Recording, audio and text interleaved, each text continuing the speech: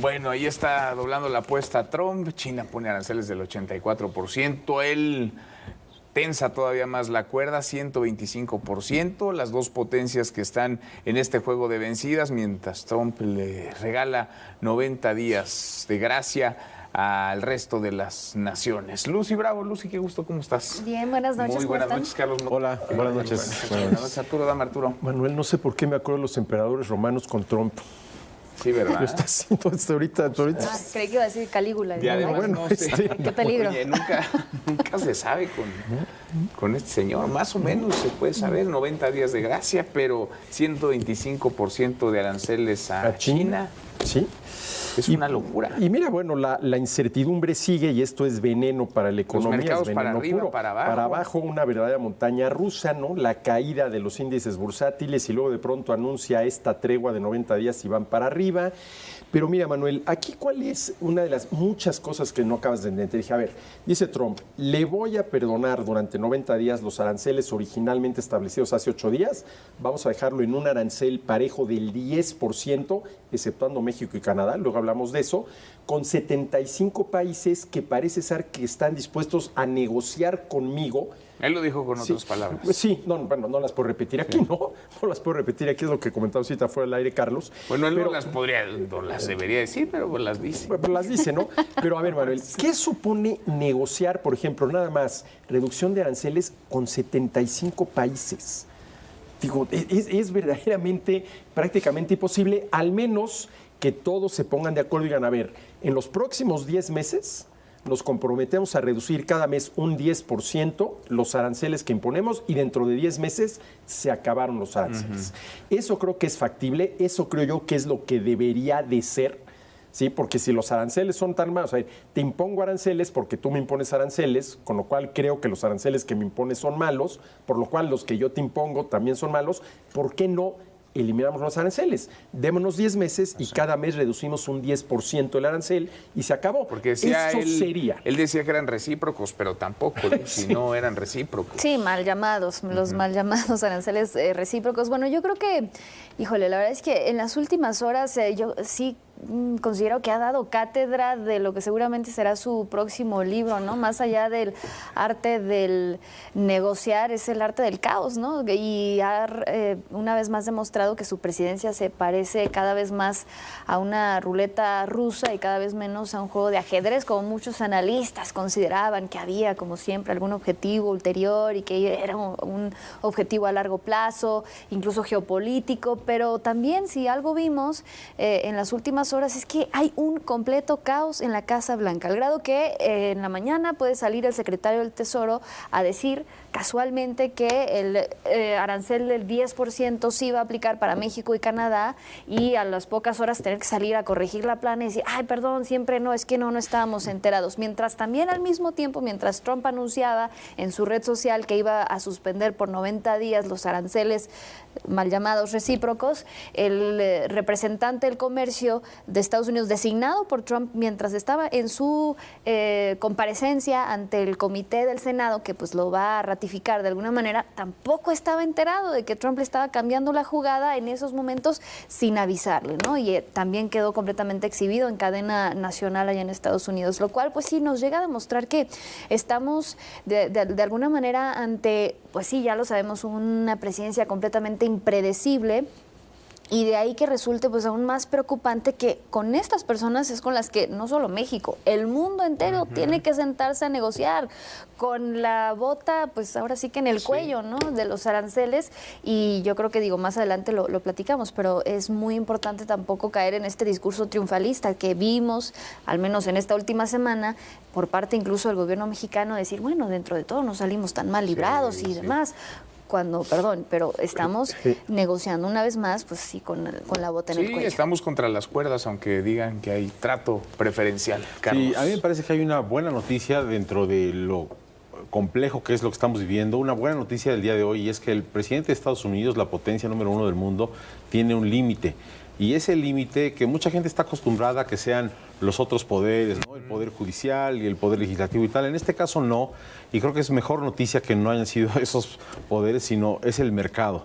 La realidad del mercado libre capitalista mundial es lo que se impuso, y a la hora en que se caen dramáticamente los precios de los bonos de largo plazo en el mercado de dinero, lo que detona eso es una gran reflexión al interior de la Casa Blanca, porque el rendimiento de los bonos es una relación inversamente proporcional. Cuando cae el precio, sube el rendimiento, y eso generó una discusión nueva en todo el mundo financiero, y la discusión consistía en que eventualmente los manejadores de fondos y los inversionistas globales empezaron a preguntarse si no valdría la pena que el dólar dejara de ser la moneda de referencia mundial. Cuando eso empezó a ocurrir esta mañana, reacciona Donald Trump en la Casa Blanca, y sobre todo reacciona Scott Bessent, el secretario del Tesoro, quien le convence de poner esta pausa de 90 días a los aranceles. Entonces, hay una realidad mundial, los inversionistas... Pero tú sí le estás dando a Donald Trump y a su gobierno este análisis y este pensamiento que dice Lucy, pues queda en el terreno del análisis, y qué más quisiéramos que pensar que la razón de pronto lo gobierna, pero yo no hasta sé ahora si fue la razón o no, pero fue la realidad. La realidad es que el mundo de los inversionistas empezó a hablar de esa posibilidad de que el dólar eventualmente pudiera dejar de ser una moneda de referencia, y más que lo que decían no los inversionistas, la realidad de los mercados, los precios empezaron a bajar rápidamente, y eso sí es pánico para cualquier mandatario, para cualquier país, para cualquier autoridad. Nadie está por encima del mercado, ni siquiera el presidente de los Estados Unidos, y esto al final de cuentas detonó que a media mañana ocurriera lo que vimos, ¿no? Que es esta pausa en los 90 días. No estoy seguro de que hubo todo esta planificación al respecto, pero ocurrió así. ¿90 días para llegar a qué? Porque aquí lo estamos platicando. Vamos de plazo en plazo. Son 30, a veces son un poquito más, ahora son 90 días, y a lo mejor a los 20 días se aburre y dice, no, ya ahorita, ¿para qué nos esperamos 90 días? La interpretación que yo le doy es 90 días para que todos estos países terminen negociando algo con el gobierno estadounidense relacionado con aranceles.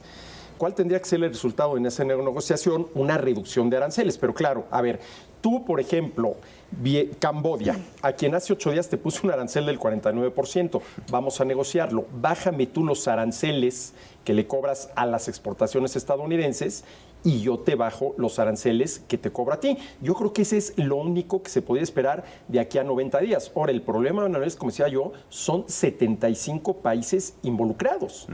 Una negociación cara a cara, pero pues siempre quiere más. Imposible. Bueno, a ver, esa es la otra. Quiere más. Porque en una de esas, a ver, no creo que llegara tanto y decir, a ver, tú me bajas tu arancel a 5%, pero yo te lo mantengo al 10%.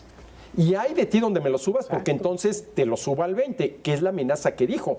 A ver, les voy a poner aranceles recíprocos, pero hay de ustedes donde me respondan en reciprocidad y lo aumenten. Ve con China, ahora, 125. No, eso es una difícilmente se va a llegar a un acuerdo con 75 países. Lo que sí es un hecho es que desde hace varios días, cuando empezó este Día de la Liberación y tal, se sentaron rápidamente a negociar cuando menos 4 o 5 países importantes: la India, Vietnam, Corea del Sur, Japón, Argentina. Todos esos ya están en marcha negociando acuerdos de libre comercio con Estados Unidos, lo cual implica además un riesgo importante para México, porque si de pronto, estaba yo planteando en alguna columna, ¿no? Pero como hongos empezamos a ver acuerdos de libre comercio frescos, nuevos de Estados Unidos con esos 5 o 10 países, déjate 75, ahí se empezaría a erosionar rápidamente la ventaja competitiva del Tratado México, Estados Unidos y Canadá, porque nosotros tenemos un acuerdo, pues sí, está vigente y lo que quieras, pero pues tiene unos años más que algo que podría firmarse en la siguiente semana. Entonces ahí creo que sí tenemos que ser muy cuidadosos en decir, México tiene un riesgo, y ese riesgo es que sí se van a firmar acuerdos de libre comercio o algún tipo de acuerdo comercial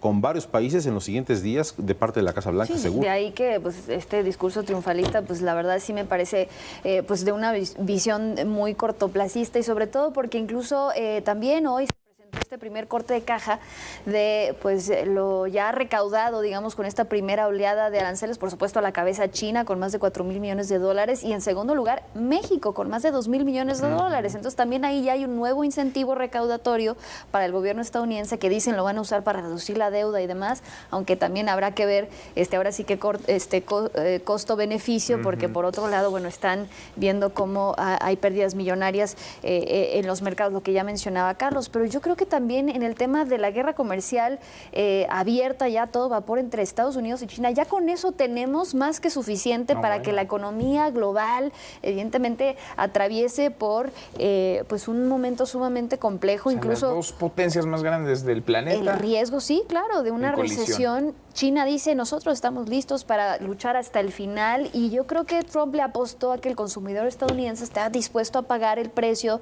de sus bravatas y de ponerse al tú por tú con pues la potencia que controla las tierras raras y las cadenas del suministro a nivel mundial, y que no de la noche a la mañana van a poder sustituir, evidentemente, pues todos estos eslabones, las distintas industrias. Entonces, yo creo que sí tiene de alguna manera una fecha de caducidad para el consumidor estadounidense la política económica y arancelaria de Donald Trump, y me parece que ya estamos viendo sí las primeras señales, y vaya que fue inmediato prácticamente. 125%. No, esa es una barbaridad, Manuel. Ahora, ¿cómo queda México? Y son capaces de ponerle 200%, pues súbele a 250. Bueno, sí, a ver, ¿quién hubiera pensado que se iba a imponer un arancel del 125 hace 3 meses, al inicio? Nadie. Ya está en 125, no, pero no van a llegar a 250. Con Donald Trump no sabes. Ahora, el problema es que aquí en México, con lo que pasó hoy, sí sale perdiendo, porque ni a Canadá ni a México se aplica este arancel del 10%. Se nos sigue cobrando el 25% por todas las exportaciones que no están en el TEMEC, automotrices, autopartes, aluminio, acero, mientras que a los otros países se les está aplicando ya el 10%. Entonces ahí sí perdemos una ventaja relativa que teníamos todavía hasta ayer, porque había países a los cuales se les cobraba un arancel por arriba del 25%.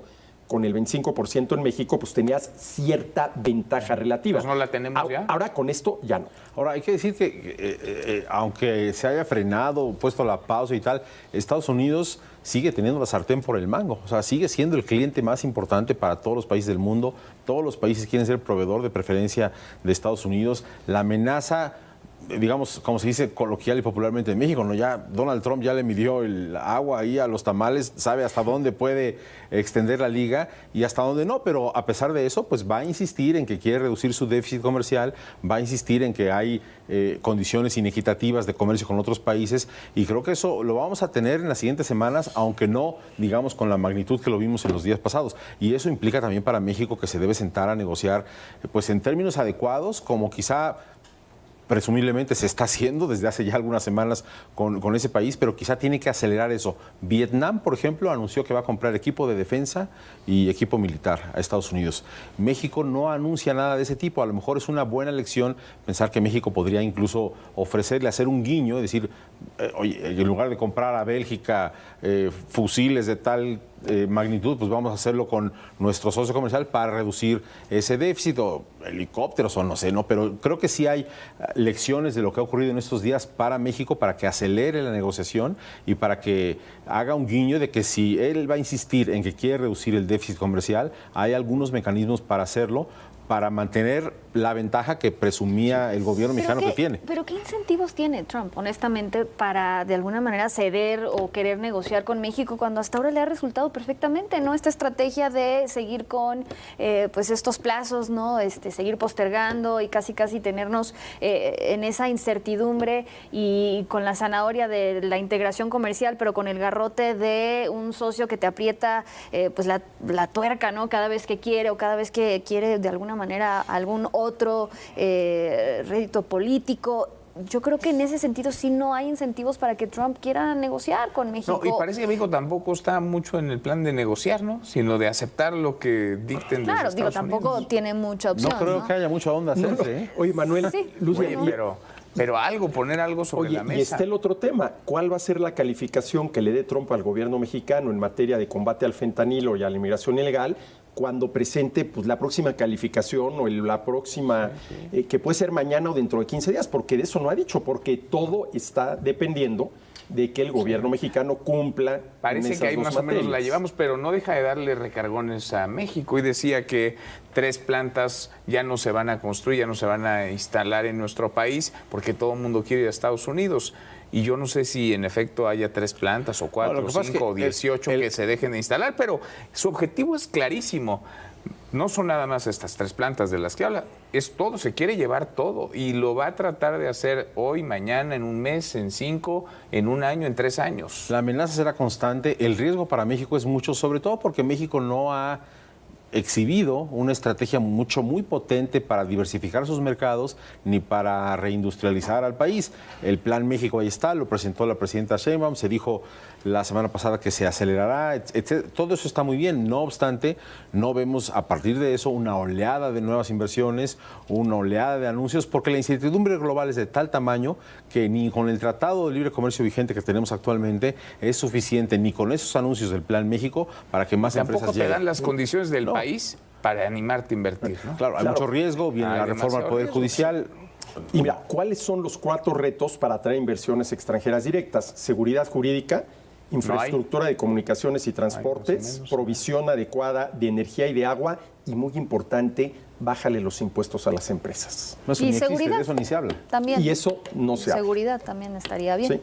También. Si no es mucho pedir, Sí, ¿no? no es que mucho no te pedir. anden moviendo las reglas del juego, que haya seguridad, que te protejan en tu patrimonio, en tus bienes, en tu Por eso, persona. la verdad es que México no tiene muchas palancas de negociación, aunque quisiéramos exponerlas, pero pues ¿cuáles son? Porque es nuestro cliente más importante, es el pilar número 1 de la economía del país, la exportación de la manufactura de México a Pues Estados es el Unidos. único indicador que no se ha caído. Bueno, y Todos los demás van a la baja. Sí. Ese es el único que La más o menos exportación asoma la cabeza. manufacturera es el único indicador El de único. comercio exterior que sigue para Sí, arriba, el pero único. todos los demás Sí. van a la baja. Gracias, Arturo. Manuel, Lucy, Carlos, muchas buenas gracias. tardes. Gracias, Lucy. Muchas gracias. Hasta mañana. Pásenla muy bien.